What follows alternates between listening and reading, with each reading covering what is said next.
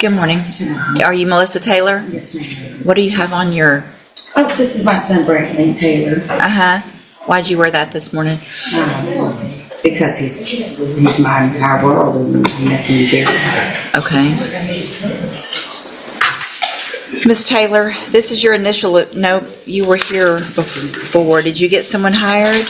Ma'am? Did you get someone hired? No, I have contacted 4 different attorneys. I have the printout paperwork. I've got all the information.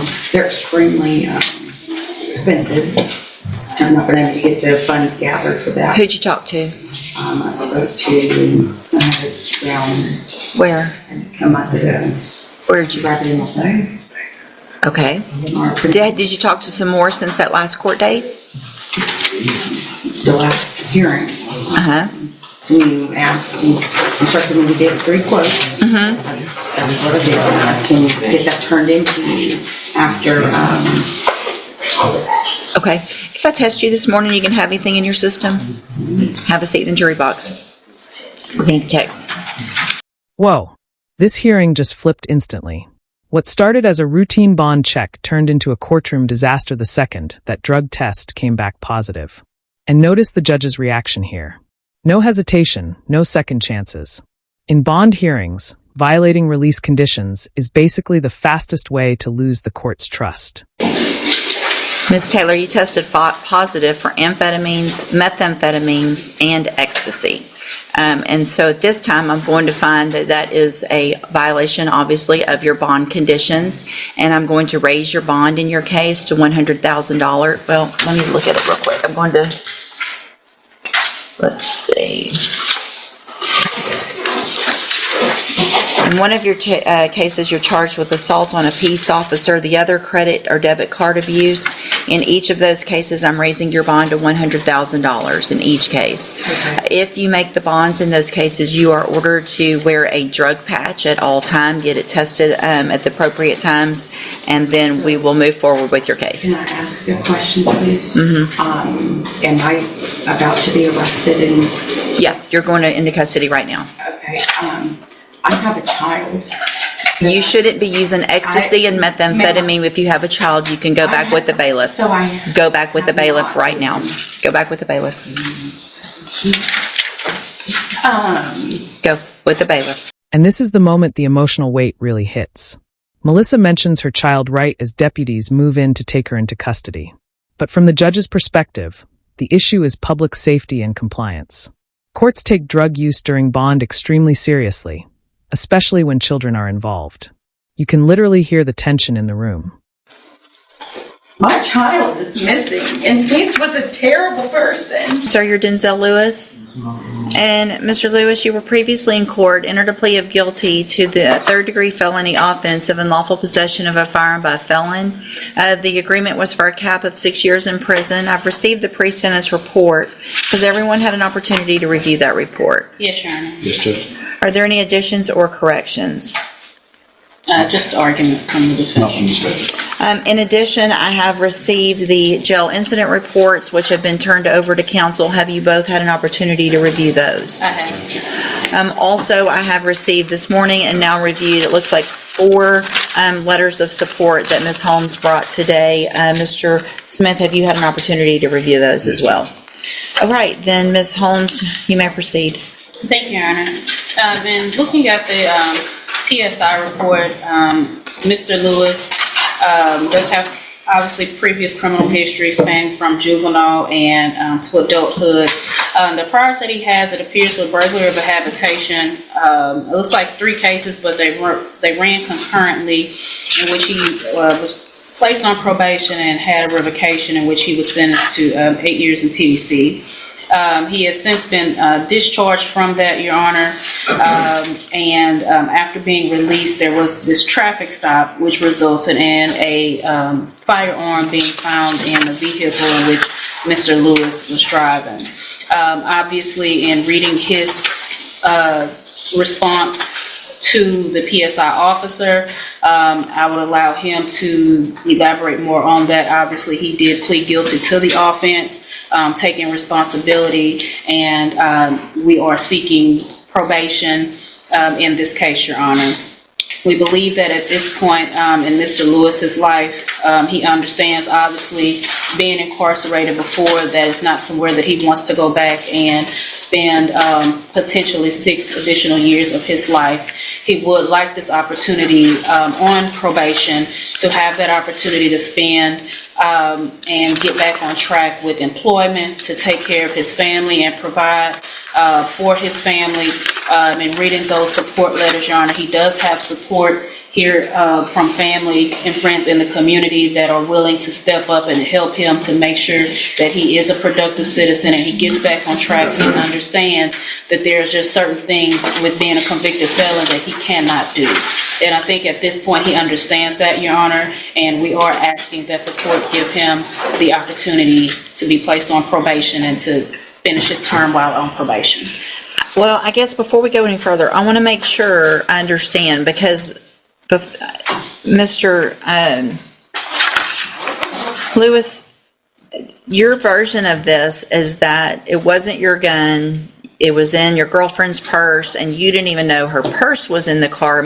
Now, the second case takes a completely different turn. The defense is trying hard to sell rehabilitation over incarceration. Family support letters, employment goals, second chances. But here's the problem.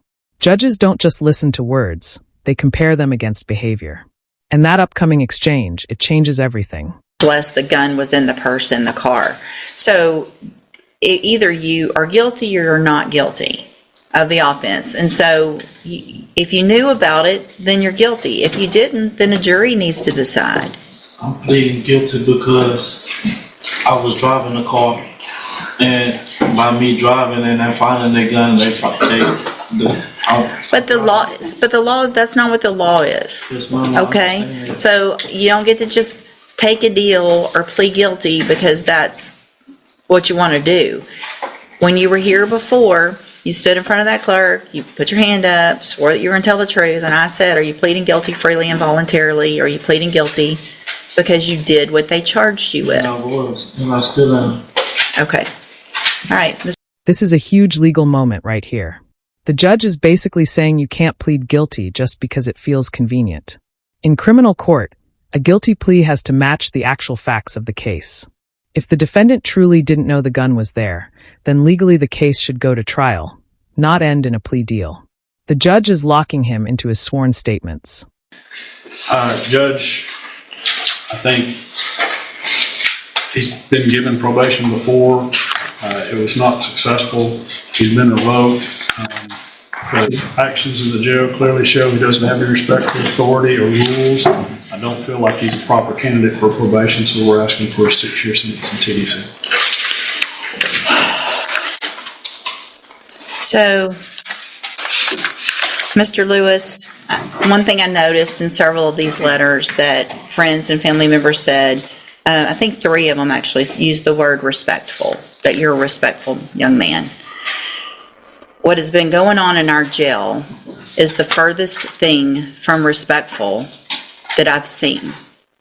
The number of times, and the fact that I have to say this out loud, the number of times that you choose to masturbate in front of the officers on purpose is ridiculous. I speak on the, Sure. the case wasn't on me. Somebody else had a case, and the woman even talked to the lieutenant to get it removed up off of my file, but it still shows up. That was not on me. It's somebody. It's more than one time. But So hold on. So on April 14th, let's just go through them. On April 14th, you were in trouble for not being in your bunk, that you had been given several orders to go to your bunk. You proceeded to walk around yelling, "Bitch, stop talking to me." So that's from April 14th, last week. Then on April 7th, it alleges that you had your hands in your pants, moving in and back and forth, that you were told to take your hands out of your pants, and that you had been told before, or this officer had been briefed on the fact that you were known for doing this. Your response according to this, is that that person should have asked the officers how big your penis, anyway. Since they want to be talking about you, they should have told them about that too. Then, on March 25th, before that, a week, so another officer, and these aren't the same officers, it's not the same person saying the same thing about you, somebody has some vendetta against you.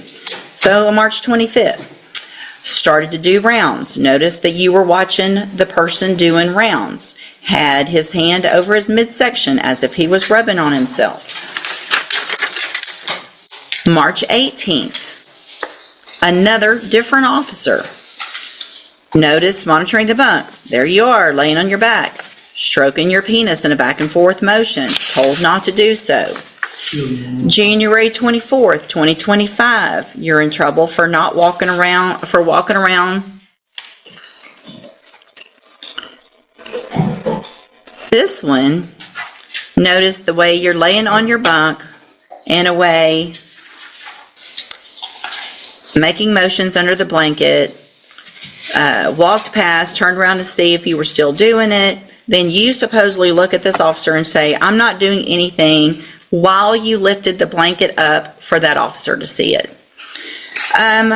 January 4th, another time, being told to be quiet, do what you're supposed to do, didn't do it that day. December 29th, another issue of not following the rules. December 17th, another infraction for arguing and not following the rules. So if there was one time when they got the wrong person, that's one thing. That's over and over again, you disrespecting female officers who are in there just doing their job. I'll sleep on my bed. Sir, we're really going to do that? You asked me and I'm telling you, John, I'll sleep on. Yeah, at this point, probation is basically slipping away in real time. The judge just laid out a long list of jail infractions, disrespect toward officers, and repeated rule violations. And notice what's happening strategically. The court is comparing the glowing support letters to the documented jail behavior, and the contradiction is destroying the defense argument. 6 years suddenly sounds a lot more likely. I have sisters. I have a mama. I don't do that. Them people write whatever They're making this up on you. That's terrible of them to do that. If you look at my cases report, ma'am, I don't have any cases on none of that. I don't have any time. I'm not on no restriction on none of that. Okay. Up in the county. You were off parole, the way I do the math, less than a year. So you did your whole 8 years? Yes, ma'am. What'd you do in prison to have to do your whole 8 years? I was in SIG. For doing what? Just tattooing, contraband. Not following the rules while you're in prison. I'm going to find that you previously entered your plea of guilty freely and voluntarily. Find sufficient evidence to find you guilty, and at this time find you guilty of unlawful possession of a firearm by a felon. Sentence you to a term of 6 years in the institutional division of the Texas Department of Corrections. You will receive credit on that sentence for any time that you've been in custody that the law gives you the right to receive. I'm handing you the trial court certification that shows this was an agreement that I followed, and so you've waived your right to appeal, and you're lucky that this was the agreement. Mr. Smith was generous.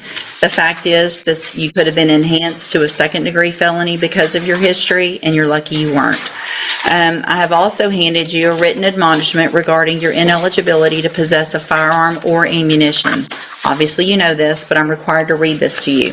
Because of the judgment entered against you, you're ineligible under Texas law to possess a firearm or ammunition. Possession of a firearm or ammunition could lead to charges against you. Firearm is a legal term, and you should read the written admonishment I provide you to see what devices qualify as a firearm. If you have questions about the laws that make you ineligible to possess a firearm or ammunition, or about how long it lasts, you can talk to Ms. Holmes. You can go with the bailiff.